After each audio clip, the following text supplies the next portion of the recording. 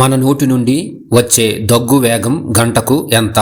ఏ 96.5 కిలోమీటర్లు, బి 65.5 కిలోమీటర్లు, సి 99.9 కిలోమీటర్లు, డి 76.5 కిలోమీటర్లు.